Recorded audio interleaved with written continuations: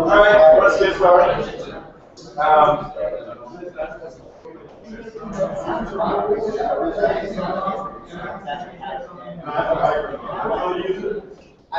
So thank you for coming out, everybody. There's, I guess, 3 different groups that you look at from meetup.com. I'm with Red Hat. My name is Kobe Cardone. I'm a solutions architect. So my job is basically to help customers around Phoenix use Red Hat software. So as part of doing that, I started up the Phoenix Red Hat user group, which is just getting going. OpenStack has been something that we're asked about all the time, so that was sort of a natural, really our first get together. Then there's also Phoenix Cloud entrepreneurs and Phoenix OpenStack users that were all sort of jointly working together. So you might have seen it from one or the other. But feel free to join one, join the other, go take a look. With the Red Hat user group, anybody can join. You don't have to be actually using any Red Hat software. It's really just about open source primarily, Linux certainly, anything that really is related to Red Hat. And so that's what we're doing. My name is Joe Vatican, and I'm one of the group owners of Phoenix Cloud Entrepreneurs. And our group is more about understanding the trends of cloud software and pretty software and hardware agnostic. So we try to host one every month, so if you would like to join that group. We had one a couple weeks ago from Oracle. I started work for Oracle as well. And next month we have one with Google as well. So one other last thing I know, at least for the next Red Hat meetup, in the Valley there's a lot of different Red Hat talent. One is a woman named Robin Bergeron, who is, up until very recently, was head of the Fedora project. So if you're Fedora's the upstream Linux distribution that we have at Red Hat. She's now taking on a little bit of a different role. I'm not sure exactly what she's doing, but still very involved with Fedora. So we're going to have her out to talk about how Red Hat takes the upstream open source code and turns that into RHEL. What's the future look like for Fedora? Also, what's new in RHEL 7 that was announced on Tuesday.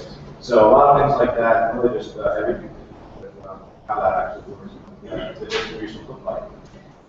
The other people I might bring out for that one is maybe somebody from the business unit, product management on the Red Hat Enterprise Linux side. So we don't have dates or anything picked out yet, but if it sounds interesting, keep an eye on the website. That's where we'll post the meetup details. Also, we had like 60 people that are SVP, so we really didn't know how much food to buy. Not that many showed up, so everybody feel free to be seconds, maybe thirds. As much pizza as you can eat, feel free. Okay, Jonah, introduce yourself and take it away. Thanks. My name is Dave Costakos. I'm doing the presentation today. I am a cloud solution architect for Red Hat, so I focus on Red Hat's cloud products, including OpenStack.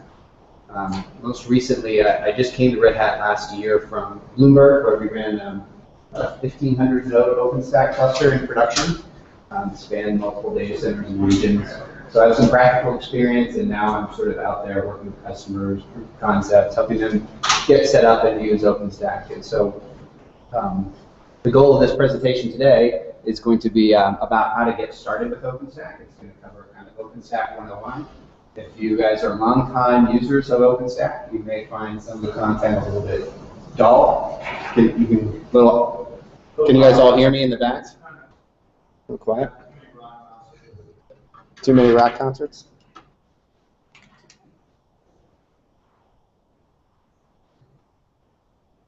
Okay.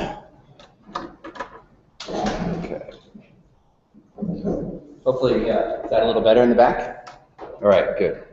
So, I was saying, if you are like a super user of OpenStack, you may find this a little bit dull. But we're going to cover the basics. If you guys have questions, I encourage you to ask them anytime. And this is a relatively small group, so if you raise your hand, I'll try to answer any questions you have. But we're just going to go over what is OpenStack, why are people using it, why are people interested in it, why are enterprises interested in it specifically.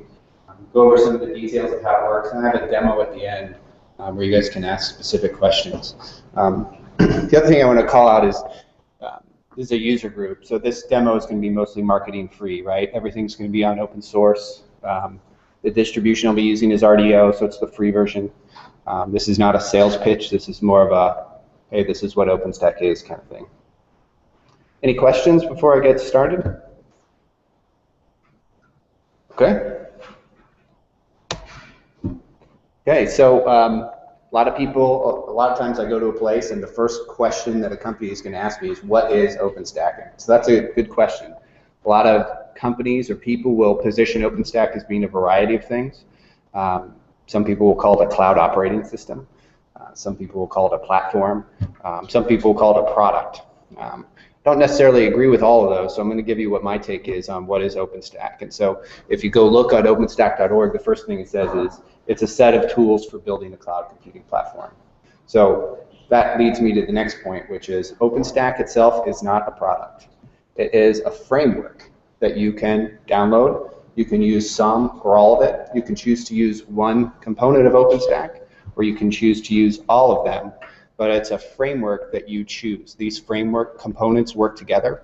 There's continuous integration of the product upstream, so you can kind of have in some cases varying versions of those products. So it's a framework. If you want a product, you should probably look to either one of the upstream distributions like RDO, or a vendor like Red Hat or any of our competitors out there that will turn OpenStack into a product that's consumable, easy to use and install. So OpenStack provides public cloud-like functionality inside your data center. So that is the kind of functionality you can expect is the kind of functionality you might get from AWS. Obviously, Rackspace is a good example of what kind of functionality you'll get. But you get the control and the ability to do that inside your data center, deliver that to your own customers. So OpenStack is overseen and run by what's called the OpenStack Foundation. Has a number of employees who work for there, but it is funded mostly by enterprise vendors. So Red Hat is a platinum member. We contribute a lot of cash to OpenStack to help make it run. There are lots of other vendors who also contribute money. So HP, I think Oracle contributes money. VMware contributes. So you can go out and look at openstack.org. You can see who all the foundation members are. There's technical committees, board members, all kinds of people who are running OpenStack at a high level. A lot of transparency in the organization. So maybe more important than what is OpenStack is, why are people using it? So a lot of people are here because they've heard about OpenStack. Maybe you guys are interested in jumpstarting your career. Maybe you've just heard it's cool and you want to look at it. But I think that there are ultimately some technical reasons and some business reasons why most people look at OpenStack. So the first and most compelling technical reason for many customers is that you get to enable with OpenStack very large clusters, depending on what choices you make. So some cloud vendors have limits on sizes of clusters. Then you have to do things to build clusters together on the technical side to make them look like one big cluster. With OpenStack, you can deploy huge clusters. So if you have a need to deploy lots of VMs, this is a very compelling reason. And the first example I think of when I think of large clusters is CERN, right? The CERN cluster is 50,000 nodes. That's not VMs, that's computers. So that's the kind of scale you can deliver with OpenStack. When they do surveys around the OpenStack Summit, and one of the top reasons we see from vendors today or from customers today is that you get a choice of technology vendors. So on the technical side, OpenStack is pluggable. Everything has drivers, everything is pluggable. You can choose which hypervisors you want to use. You can choose which networking devices you want to use. You get the ability to make choices. Now, those choices, whenever you make a choice, you lose maybe some other choices, but you get a lot of choice. You can do the upstream community, you can do neutron specific, you can stay as open source as you want on the networking side with stuff like Open Contrail and Open Daylight. But the point is you get to pick which networking vendor do I want to work with, which hypervisor company do I want to work with, what version of the operating system do I want to support. And then the third reason is really what I would call benefits of open source. There's a lot of people, and I think Red Hat and myself personally I believe that open source is a good way to develop software. And a lot of people believe in open source, and so they want to work with open source products. So technical reasons are all very nice, right?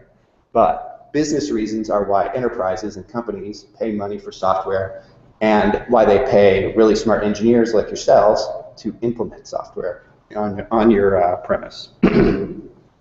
So enterprises, whether they will get this or not when they do the implementation, the number one reason I hear from customers is they want to have an agile business. I want to deliver stuff faster. I want to enable my development team to work faster. I want to ultimately get products out to the market faster. So agility, when I talk to a CEO or any executive member, agility is the number one thing they expect to get from OpenStack. Autonomy for development teams is another useful thing, especially for technology companies. They want their development teams to be able to get resources when they need them. And they want them to take ownership of those resources and be able to develop the way they want, right? I've been working in IT for 15 years. I've heard every complaint from a developer out there, right? You're too slow, your stuff's too slow, it's not big enough, it's not fast enough, it's not new enough, right? I think the feeling is that OpenStack puts some of that responsibility back on the developer, makes them be more autonomous as a group, and lets IT focus on providing infrastructure.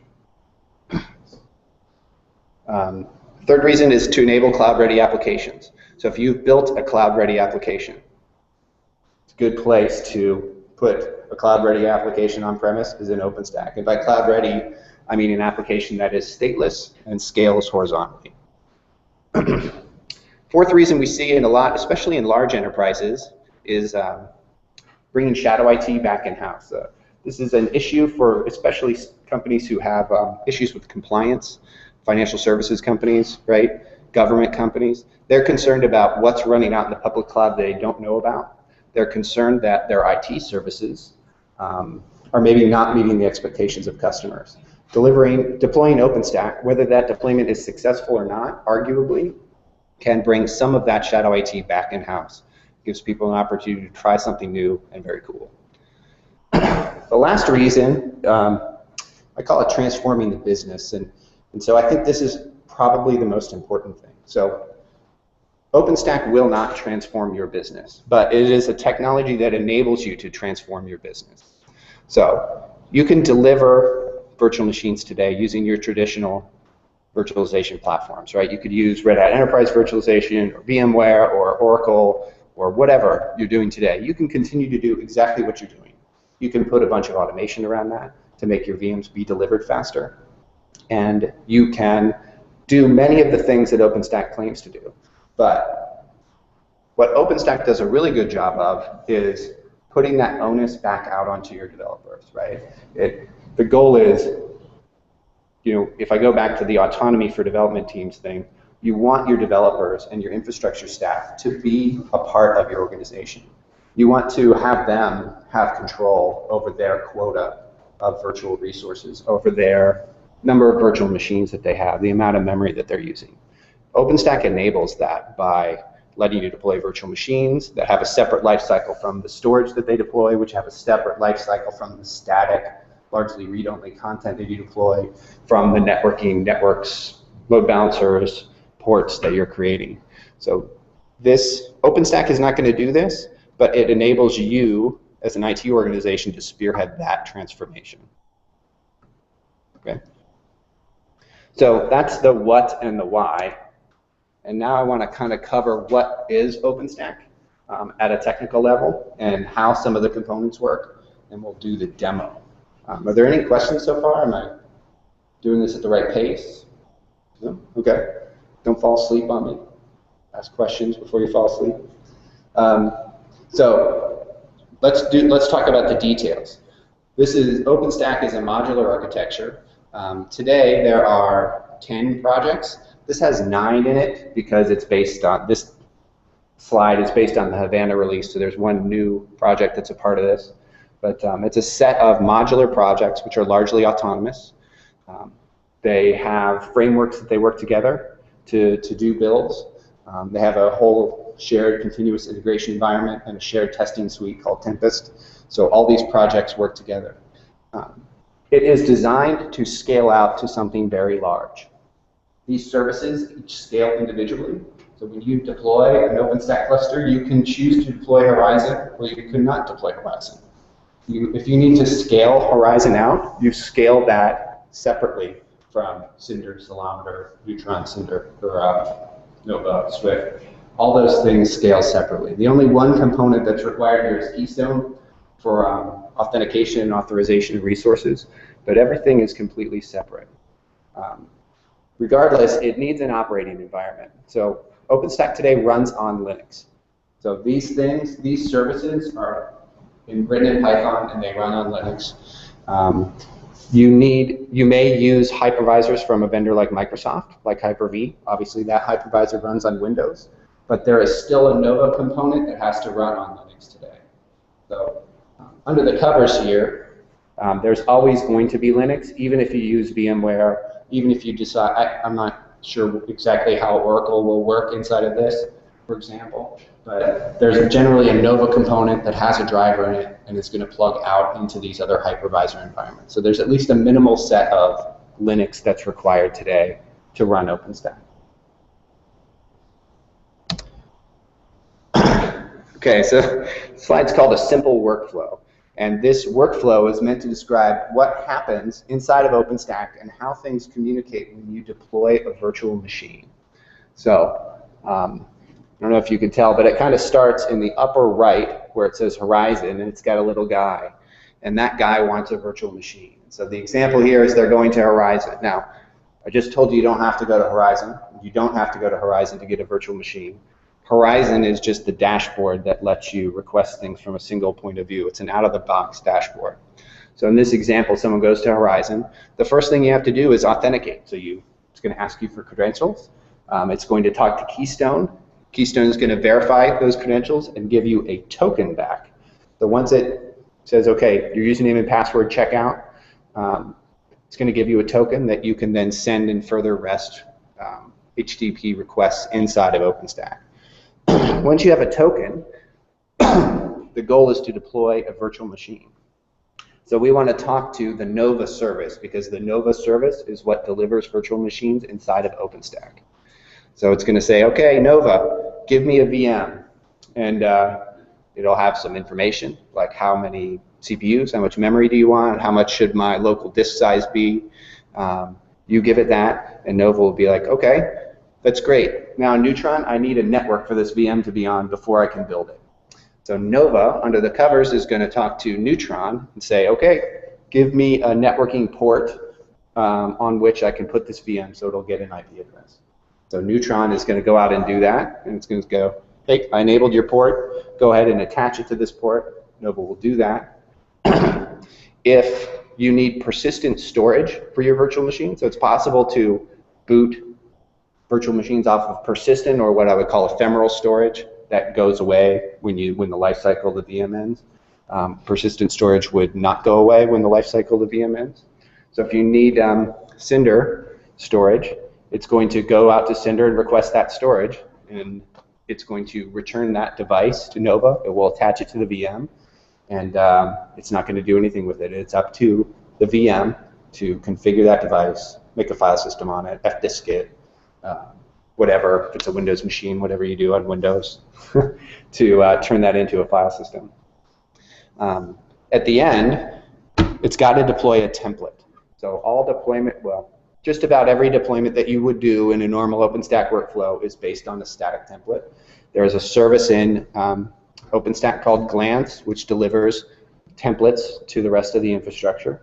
Glance, in a typical enterprise deployment, would use what we call Swift object storage to store those templates. Typically, there are different ways to do this, but that's, I would say, a common use case. So Nova will talk to Glance and say, hey, I need this image. Glance will say, okay, Swift, I need this file in your object store, and we'll return it to Nova. We'll deploy that instance. Once it's alive, Nova will say, hey, this thing's up, and the guy finally has access to the instance. So that is a high level of how we work through a deployment inside of OpenStack. So that said, I'm going to talk a little bit about individual projects we have inside of OpenStack next. This is, I know this is a little bit busy. You're not supposed to be able to see everything in here. It's just an idea of what Horizon looks like. But Horizon is what I would call the out-of-the-box OpenStack dashboard. So it is configurable, but this is what a default instance looks like. This picture we have on the bottom part of the screen is the interface, the web interface into Neutron. So it's got like a nice HTML5 graphic of creating routers and switches and virtual machines, and you can see all the ports in there. But Horizon is very simple. It's a simple self-service interface for users. It provides a subset of the overall functionality that's inside of OpenStack today. It allows you to do some what I would call very basic things: create projects, create users, deploy virtual machines, networks, load balancers potentially. You get some limited amount of infrastructure management from Horizon today, and it's basically stateless. So if you put your Horizon instances behind a load balancer and you need another one because you've got a bunch of users, you just add another VM or another server running Horizon, bring it up, add it to your load balancer. You've automatically got more capacity. So I've talked about scaling out. This is what it's like to scale out OpenStack. Typically, you will add new instances of things, put them behind a load balancer. You get automatic new capacity for the infrastructure. I will also say that Horizon probably provides 50 or 60% of the overall capabilities a regular implementation may use as part of its work. So when you go deploy OpenStack and you're like, oh, I need to do this in a specific way, Horizon is not going to do that for you. It's going to be up to you to either buy software or download software that's going to do that and implement that software internally. So if you want to implement workflows as part of your provisioning process, Horizon is not going to do that for you. If you want to deliver integrations with your existing CMDB or ticketing system or whatever systems that you have internally that you're using, OpenStack does not do that. OpenStack does not create DNS entries today, or it's I should say, rather, it's a little bit difficult to create DNS entries with OpenStack today. So Horizon gives you that minimal set, helps you get started using the product. You mentioned the message bus. Can you send messages back and forth? So can you get it to trigger events? I have a new machine, but you set up DNS, and therefore, whatever your external DNS. So it is possible to do that. There are products out there that do that today on the market. Red Hat has such a product, which we just open sourced, called ManageIQ. So if you go to manageiq.org, I think we're about to release the code for that. There are other examples of that. There's also, on the DNS specific side, there is projects in development. There's one specifically called Designate, which we expect to be incubated for the Juno release, which does do what we would call DNS as a service. So I think today, if you want to add stuff into DNS, it's possible to do things. When I was at Bloomberg, we did it with triggers, database triggers, actually. Well, I happen to be the MQ administrator for where I work, and we have several convoluted DNS servers. Right. So all I need is a message coming off the bus saying, go do this. I can have my consumer then trigger our process for creating the, right. Which is probably poke somebody in the rock and tell them to do something. Right. So there is an AMQP bus, which I did not talk about at all as part of this, that stuff uses to talk to each other inside of OpenStack. The events that land on there are typically consumed and go away. So in order to subscribe to those events, you actually have to write code that's more part of OpenStack today. So I'm not saying it's impossible. It is possible to do that. What I would suggest is that there are probably easier ways to do it in an overall infrastructure. And I would suggest that some kind of workflow deployment tool might be a better solution, right? So you provide your own interface into OpenStack, right? You write something that someone can click an order button, and that order button means under the covers that OpenStack is going to go deploy 4 VMs, assign 4 floating IP addresses to them, and then do the work necessary to add that into DNS. That would probably be a much simpler way to get started with this. Okay. Or you could commit code to Designate. I don't want to say, I mean, if you have the wherewithal to do that, go for it. I don't, but we have others that might be. Yeah.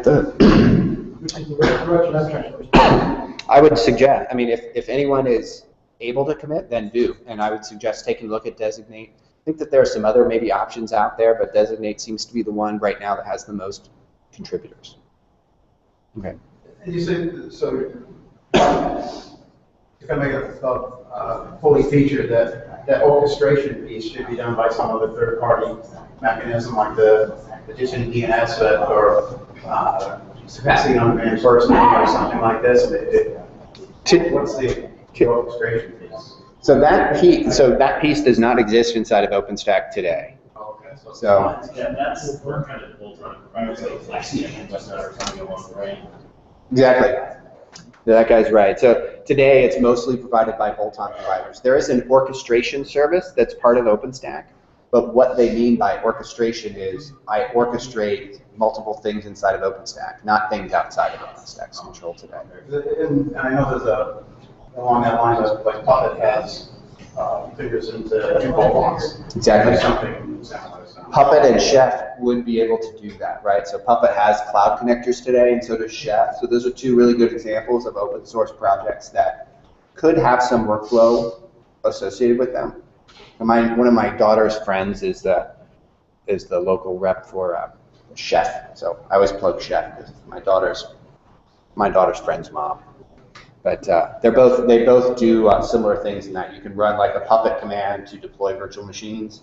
That will abstract some of the details to you. There's another thing called Foreman, which is an open source front end to sort of Puppet, which will do this. Chef is a good example. And like I said, Red Hat just is about to ship the code for what we call Manage IQ, which is, I'm not going to talk about today, but it's sort of a workflow and orchestration tool. Okay. So I'm going to move on to Keystone. So Keystone is probably the fundamental component of OpenStack. It's the one and only one component in OpenStack that you have to run it. So you can't do OpenStack without authentication, and Keystone provides the identity service inside of OpenStack. It manages users and projects and roles, and it supports plugins for various data stores. Those plugins have varying degrees of functionality in real life today. So many of you who use Active Directory in your business and have customized schemas may not find the LDAP schema implementation palatable today. The good news is it gets better with each release in the environment. The other thing Keystone does is provide a registry of all the services that are available and how to talk to it. So if you want to develop your own OpenStack code, You talk to Keystone and you find out how I talk to each service into the environment. You can find out also what's available, what versions of the software you can talk to. So if you're writing that code, if you're at that level, there's a catalog call you can do to Keystone to figure out what that is. Any questions about that? There's no single sign-on support.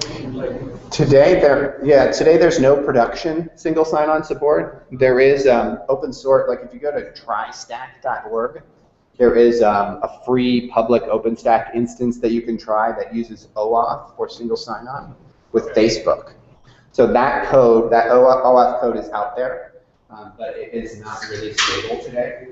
Okay. So I think the answer is probably no, unless you have a lot of time to spend getting OAuth to work.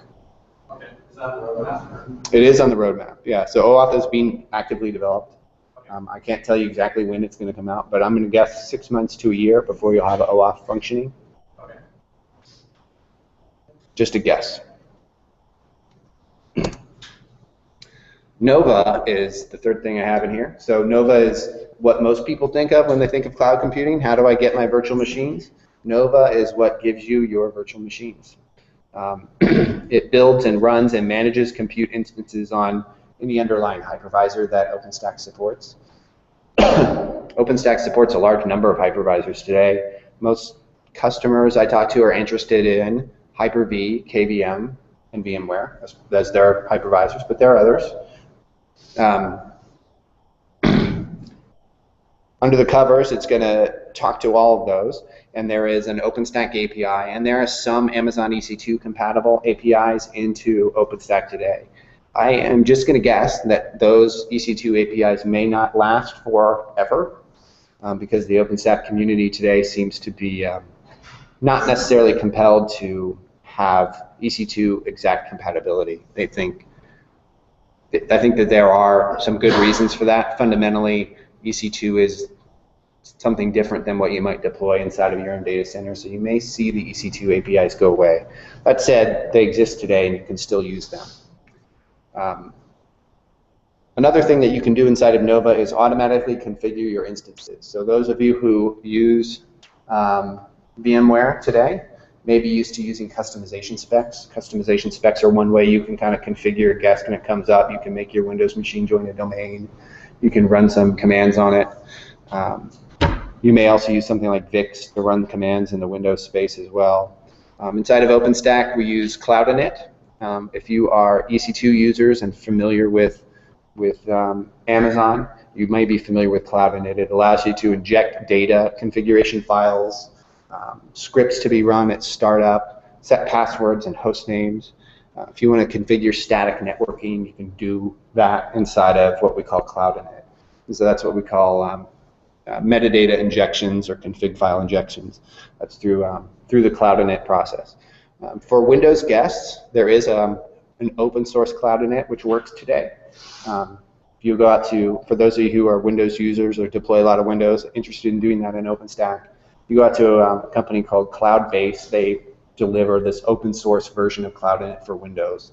So you can do things in Cloud Init on Windows that make sense for Windows, like run PowerShell commands when machines boot, set networking and host names and all that kind of good stuff. Cloudbase is actually very cool. They provide pre-built Windows images that you can download as well for OpenStack on KVM or Hyper-V. So cool place to check out if you're interested in OpenStack and Windows. Glance. So Glance is where we store images. I think I said just about every image that you deploy inside of OpenStack would be based on a template deployment, and Glance is that registry of templates. It stores them. It stores metadata about them, so you can store images in different formats. You can have compute environments that support different kinds of hypervisors. So if you have a Nova deployment that has some KVM and some VMware, obviously those disk formats are different, right? VMDK formats for VMware, QCOW2 or RAW for KVM. So you can specify which images have which type inside of Glance. That way, when you do deployments, you can select the correct image based on the hypervisor that you're deploying to. You can also put other metadata in there. You can put ISO images in Glance. So if you guys want, Glance does not do version control on its own. That version control would be up to you. Up to you to do. Good question, though, actually. It sounds like a feature enhancement you should submit to the community.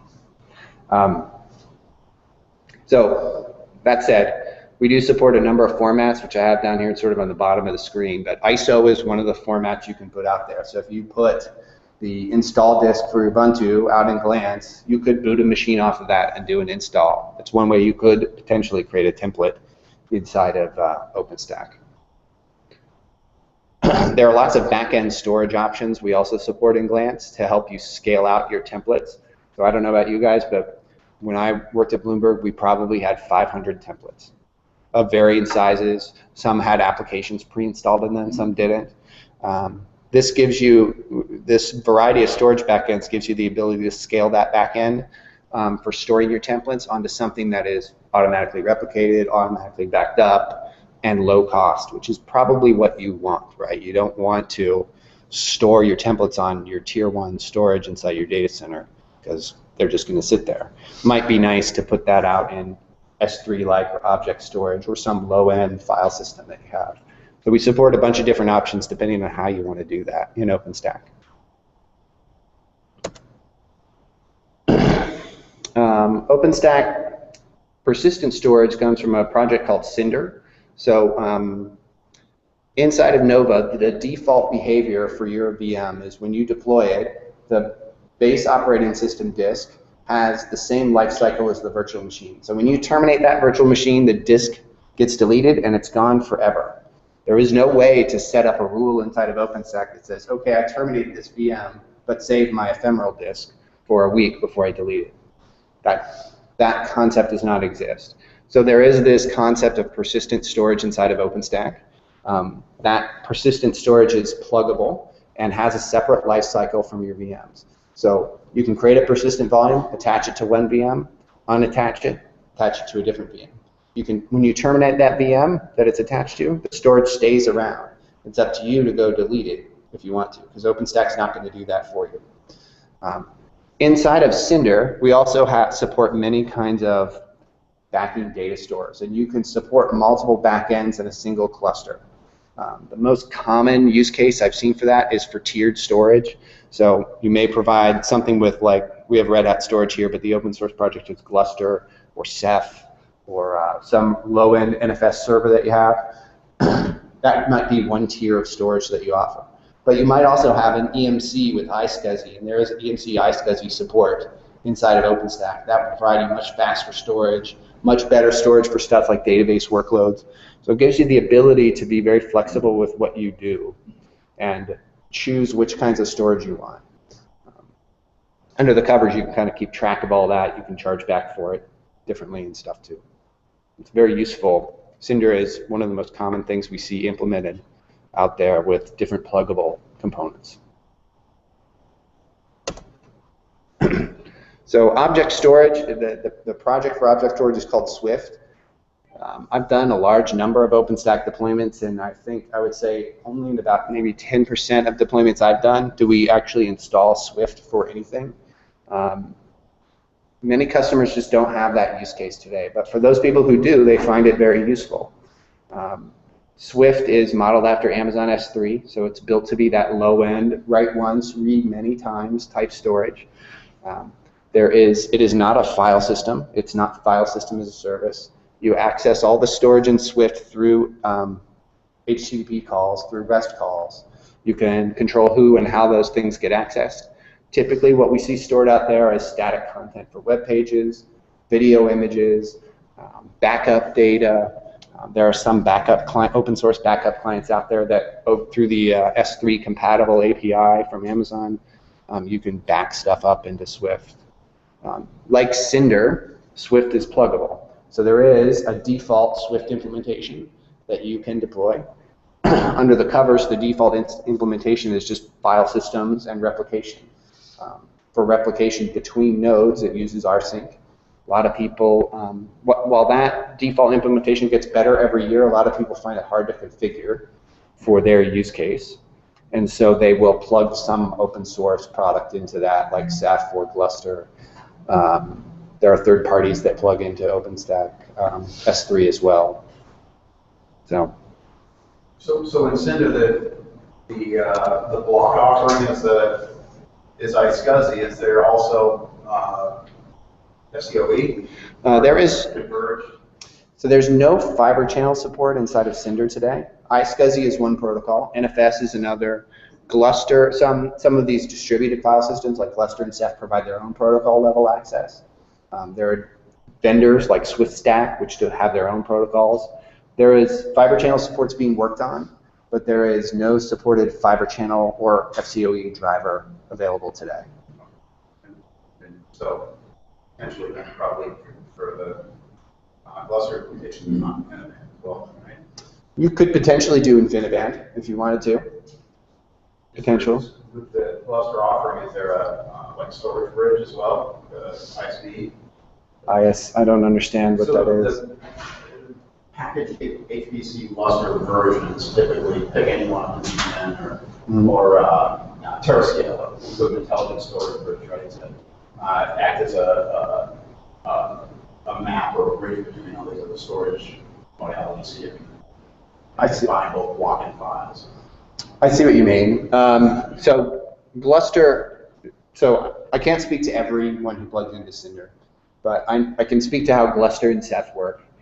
Gluster and Ceph, Gluster under the covers is a file system, so it's a file system on top of file systems that are on distributed computers.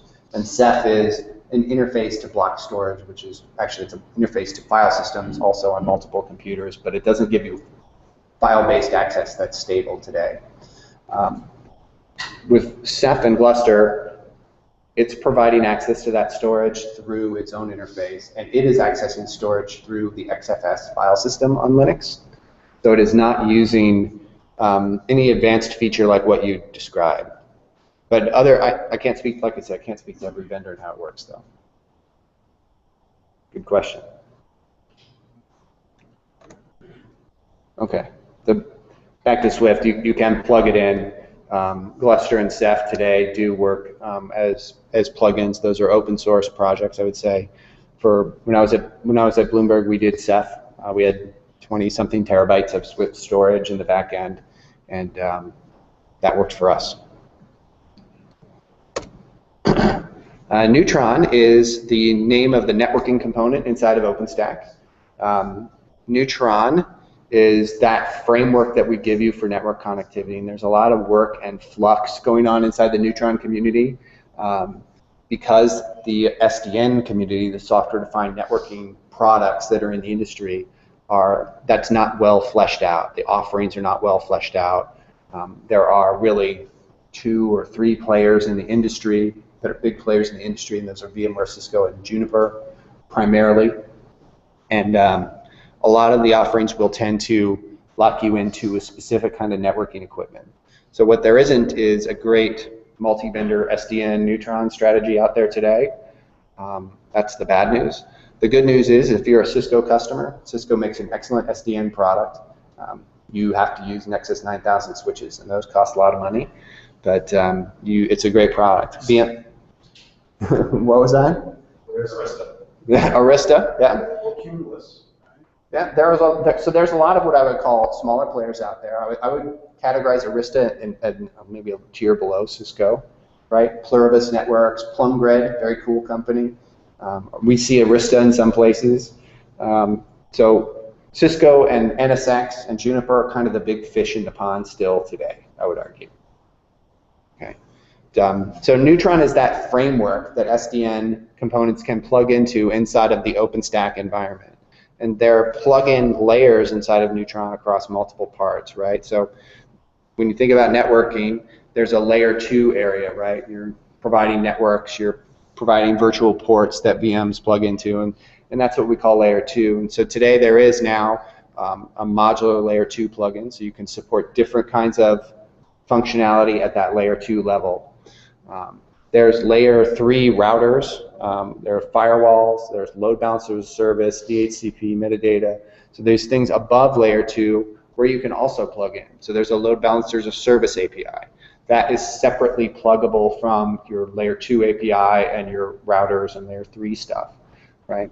So notably in Icehouse, you can plug in enterprise load balancer vendors like I think Radware is one. There's a couple others that have NetScaler that have submitted. I don't think F5 has a submitted driver. I haven't seen the driver yet.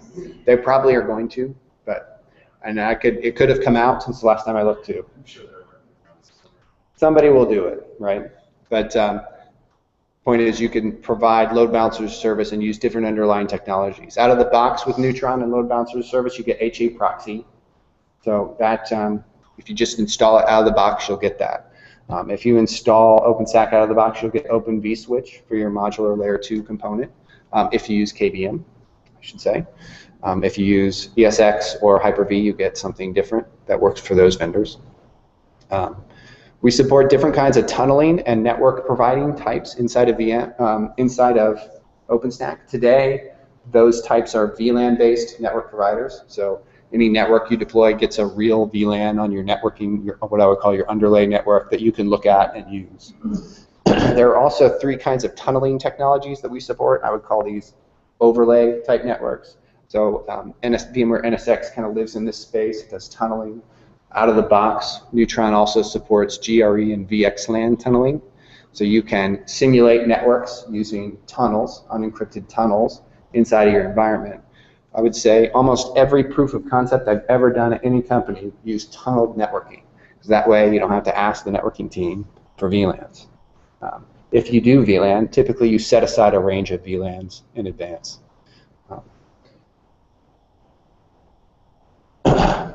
Other mechanisms, so you mentioned Arista, I think. I don't know if you can see it, I actually have Arista on here, it turns out. There is some Cisco Nexus open source connectivity out there today. So if you use Nexus switches or Cisco, there is a minimal amount of stuff that comes out of the box. So you can actually create virtual layer 3 routers inside of Neutron on Cisco switches. So that's pretty neat. It's I would say neat is the right word for it. I wouldn't call it production. There is a product also out there called Open Daylight. So I don't know if people are following Open Daylight, but Open Daylight is kind of one of the first open source SDN products or frameworks out there. Open Contrail from Juniper is another, but Open Daylight was more of like the foundation model that has different vendors working on it, where Contrail was more like Juniper kind of said, here's this open source thing, now let's build a foundation around it. So there's some interesting work. Open Daylight is demoable today. You can install it and it might function with some work behind it. Wouldn't call it, I think they've had 1 or 2 releases, so I wouldn't call it necessarily production ready today. So Neutron also provides DHCP metadata. There's a firewall and VPN as a service component inside of there as well. There are the notion of security groups, which is more commonly used, which maps very closely to what Amazon provides. So all that kind of connectivity, who can talk to what, who can access me from the outside and internally, how do I create my ports, how do I get IP addresses, all that is comprised inside of Neutron. Any questions about Neutron? I don't see NVGRE up there, VXLAN. So I don't know of any NVGRE upstream support today. Yeah, I don't think anyone is from a hardware perspective. I know I talked to the Arista guys about it, and they were playing it around it. They're pretty much fully on VXLAN. VXLAN is what most companies want on who are doing overlays and not doing NSX. And that's only because I think it's UDP based, so they can control a little bit of the firewall layer, where GRE is all layer 2. Okay. Neutron it's probably the most complicated part. There's the most change happening there. It's also the least stable part of OpenStack. So those of you who deploy OpenStack will probably come to hate it. OpenStack components. So telemetry is it's a relatively new part of OpenStack. It came out in the Havana release, I think. It was sort of a tech preview in Grizzly, but this is measurement and performance metrics, metrics that can be used for chargeback and quota management are available inside of the telemetry environment of OpenStack. You can also, there's some minimal ways to create alarms and send those out, so you can It's not super user-friendly today, but you can say, hey, if the CPU is this for a certain amount of time, you can send random events to RPC. The next service we're going to talk about, orchestration, takes advantage of Ceilometer to be able to do things like auto-scaling inside of OpenStack. So if you have an app that you want to deploy and you know when CPU utilization hits 50%, you want to deploy another VM inside of there. OpenStack Heat can do that inside of the environment. These things we call cloud management platforms, or platforms that sit on top of OpenStack and look across it and do workflow orchestration. Those products typically will tap into Ceilometer, so they can do chargeback reporting and gather performance metrics about your environment, help you do capacity planning. So another good use case for these kinds of overlay tools. OpenStack orchestration is probably the most fun component to talk about. If you're familiar with AWS cloud formations, OpenStack orchestration or Heat allows you to specify a deployment that has multiple virtual machines and multiple block storage volumes, floating IP addresses, scripts to add configuration to your machines, all from a single point. So it allows you to save that. It's parameterized, so you can run it and deliver all those things, right? If you don't have Heat and you have to deploy a 3-tier application with 2 database nodes and 3 middleware nodes and 2 web servers and a load balancer service, no fun to do all that button clicking. So Heat was kind of come up as sort of a way to kind of deliver all that together. And I do have a little bit of a demo for us in a little bit here, but it allows you to deliver that composite, specify and deliver a composite application in a way that is cross-cloud. So there's AWS Cloud Formation is sort of the inspiration for Heat. There is a compatibility layer, some compatibility with that. So AWS Cloud Formation uses like a JSON format to specify this. But there's a number of new formats that Heat now supports, including this Tosca format, which is a more kind of industry standard format. There's YAML-based formats as well. So Heat also does support auto-scaling, so I won't be able to demo that because I have some bleeding edge code, and it's a little bit broken in my demo environment. But you can do auto-scaling with Heat, so you can say, hey, you can create arbitrary metrics inside of a Heat template and say, I know when my application needs to scale, it will automatically add new nodes inside of your environment. Okay, so that said, how do you get OpenStack and use it? And so Red Hat works on our upstream distribution is called RDO. It's for RPM-based Linux distributions. So that means Fedora, CentOS, and Red Hat. Not sure if it works on SUSE or other things. That's sort of maybe partly up to those platforms. But this is our bleeding edge upstream environment. It is all the code that's available upstream, all the most recent code. Download it. There's no release cycle, no support. But if you want to try OpenStack at home, this is, in my opinion, RDO is probably the easiest one to use. I can imagine someone having a different idea about that, but that's my opinion. Red Hat contributes a lot, and our enterprise product, which customers pay for, is based ultimately on RDO.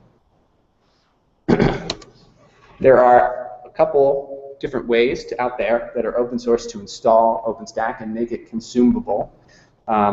For simple proof of concepts, I believe PackStack, which is an open source installer, is probably the easiest way to get started. Has a number of options, so you can do your deployment sort of interactively on the command line.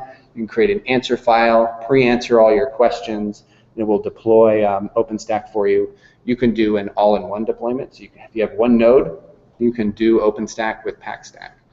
You can also do multi-host installs. In our Red Hat OpenStack platform, our enterprise release, we actually do support a PackStack version for that.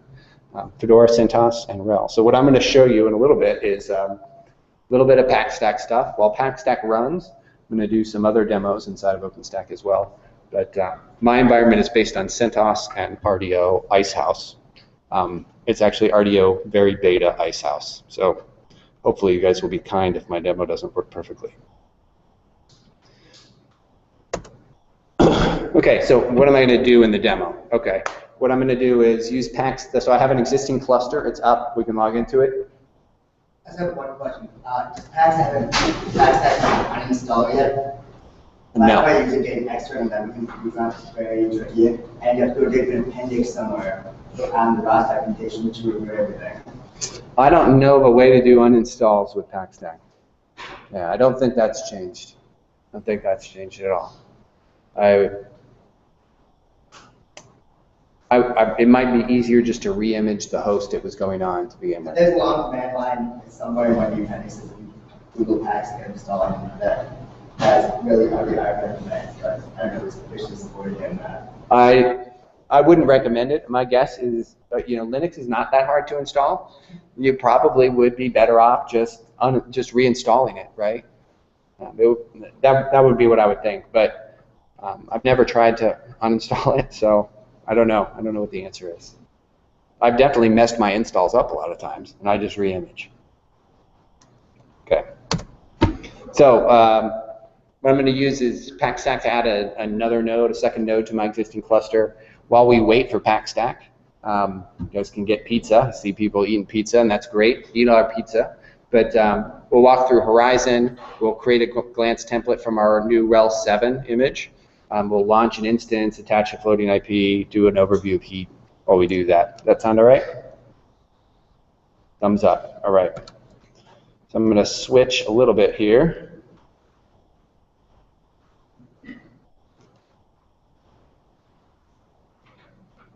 I'm also going to have to switch my screen share here.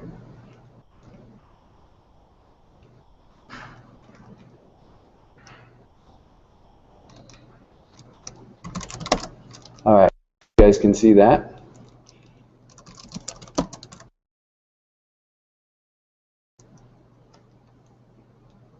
All right, so this instance, actually, I'll start off with the Horizon demo. How about that? Google Plus, Google Chrome.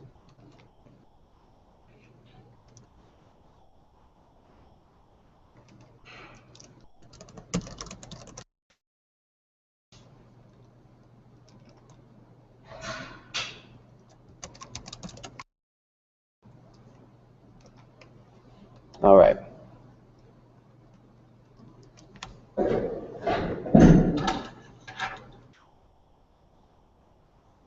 All right, so this is me logged in as an admin to the default OpenStack interface. If I click over here on hypervisors, it should give us so I'm the admin, right? So I've got some additional view inside of the environment. It gives me some view of what the physical utilization is of my disk. So you can see right now we've got one server with 4 vCPUs.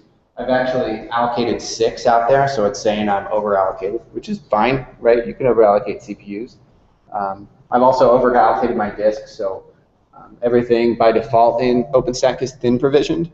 So I've allocated 120 gig, but I actually only have 108 on this server that's available. So you can get some details about this host, and you can access it from there. So let me quickly switch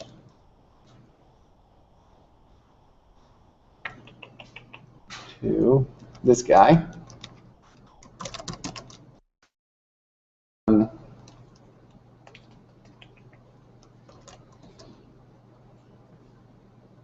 Okay, so Paxstack uses what we call an answer file. And one way you can do deployments is to create an answer file, edit it so it has all the settings in it that you want, and then just run it, go have lunch and coffee, and come back, and it will be done.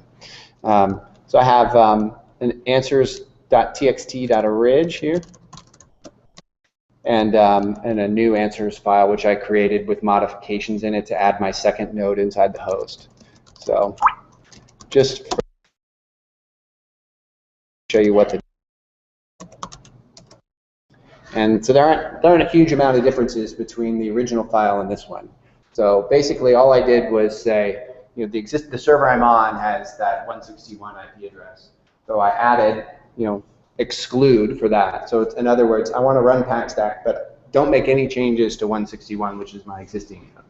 And then the only other thing I did was specify that my new host, 162, is going to be a compute host. So all we should have to do is run, hopefully this will work.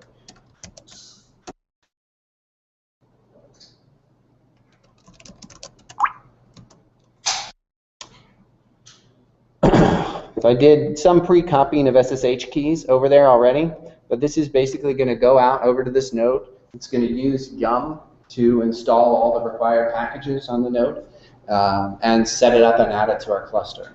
So I'm not going to make us watch this whole thing, but this is basically it with PackStack.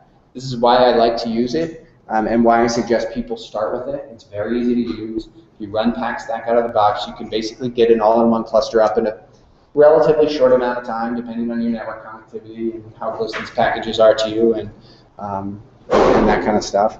So it's going to go out here and it's going to do this. It's going to give you nice green done statements. So it's going to make you as a Linux administrator feel pretty good about OpenStack. So is this running on the local compute node, or is this connecting to the compute node? So this is connecting to the compute node from the main node over SSH. So would you then mix it with the remote compute node, and then you would do that? What would be the workflow, I guess? So PackStack does not support scripted PXE-based installs. There has to be an operating system on the machine already. So you do that install, and then once it's ready, you can run PackStack on it. Okay. Yeah. So that's assuming you do like a Kickstart or something, bring up a new box, get it, it has the shared key, this box just points at it, logs in, and goes to him. Right. So if I hadn't already added the shared key, I just would have had to type the root password for the host in here. Now that we do upstream, Red Hat supports the OpenStack foreman installer, which does do sort of what you suggest, a full PXE-based installation, Puppet for configuration. This actually uses Puppet under the covers, but it's masterless Puppet, so there's no Puppet master. You said satellite, it uses satellite? So it uses foreman and Puppet. If I said satellite, that was just a mistake. Oh, yeah, maybe for sure. Yeah, so the next version of Red Hat Satellite is called Satellite 6. It will be announced in available in roughly September, October, and that will include Puppet and Foreman. So that could be why maybe I said it, or maybe you just heard that from your rep already. But anyway, upstream, the installer we just created, there's a plugin for Foreman called StatePuff, which it deploys OpenStack over a scripted install. It's a little more complicated to set up and demo inside of an environment. It's very prescriptive as well, so it expects certain things in the environment. If it doesn't have them, it doesn't work today. But it does support high availability for our enterprise customers out of the box. So if you need to deploy OpenStack and make it highly available, it will, install MariaDB with Galera, make sure you have an active database cluster. It'll stall HA for your messaging layer. It'll stall HA, HA proxies, and all the things it needs to do to make OpenStack HA as well. So it's more complicated, harder to demo.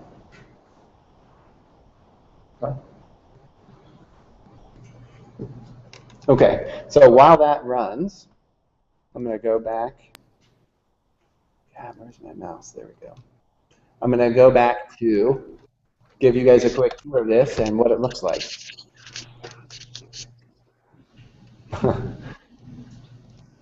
Okay, so I'm going to mute my thing so I can't hear myself talk. There we go.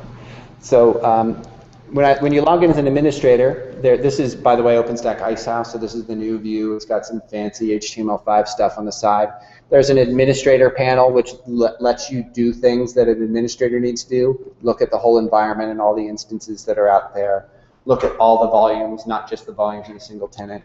So this is what an administrator may want to do as part of OpenStack. But when you work inside of OpenStack, typically a regular user is going to log in and work inside of their project. And so you can click this button and see all the virtual machines that you have running out there. So this is sort of an example of that. We have this networking layer as well, which gives you a little bit prettier view. So if I were trying to sell OpenStack internally to people and want to put up a pretty interface, this is the one I put up because it's got graphs. And when you launch an instance, you see pretty pictures inside of here. It shows you kind of a full range of really what OpenStack is. You get a networking topology, right? You can see using Neutron, we actually created a router, and that router has an interface on our public network, and an interface on our private network, and it's got VMs that are all kind of associated to that network. So this is the pretty, what I call the pretty view, the Neutron-based view of the environment. So this is what launching an instance from here would look like. Oy. This is not the best view.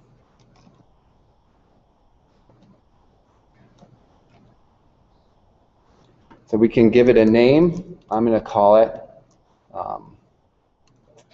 Phoenix. You select a flavor. So these are out-of-the-box flavors. The flavor names can be whatever you want, but a flavor is a combination of memory, CPUs, and local storage. And you can also specify an additional ephemeral disk if you want. So it's just it's a box, a set of preset boxes for the resources you want to apply to a virtual machine. So you can configure what these are. You can have as many flavors as you want. Flavors can also have metadata that are associated with them about the kinds of hosts that you want to deploy them on. So if you use that in combination with maybe availability zones or what we call host aggregates inside of Nova, what you can do is specify that this VM will run on machines that have a certain kind of processor or a certain attribute about those machines that you care about. The most common use case I've seen for that is people who use what's called the Open Attestation Server from Intel. So they want to have highly secure systems. They want these systems, before they boot up, to go out to an attestation server and say, am I really booting off the right BIOS kernel and firmware? And tell me yes before you let me boot up. And so you can look at the attributes of a machine that way and create what we call host aggregates. Another thing you could do is just, you could create arbitrary attributes as part of the machine. So you could say, hey, this machine is on this side of the data center, so this is like an availability zone for me. And so when developers develop, host aggregates look like what we call availability zones. So you can set up flavors that only deploy to certain parts of the data center or to certain kinds of machines. But we can specify a size here, a number of instances, and then we can select, you can actually boot from an image in Glance. You can actually boot from volumes in Cinder or snapshots of volumes in Cinder as well. But I'm going to choose image for the sake of doing this demo and getting through it. And I'm also going to choose this Ceros test image because it deploys really fast. Ceros is an upstream, very small image that gets deployed. And I think I may have to drag this over here to click the button because it's this screen just isn't quite big enough. There we go. All right. There's other tabs in here, so you can control how you access systems. What are my firewall rules associated with the system? By default in OpenStack, you cannot log into a machine with a password.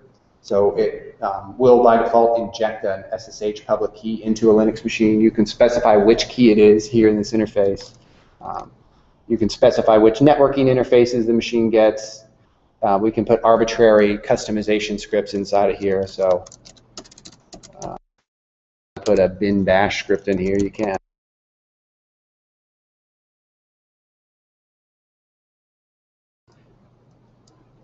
And we have some advanced options inside of here, like do you want to configure what the disk partitions look like? These are new in Icehouse. I'm going to leave this as automatic.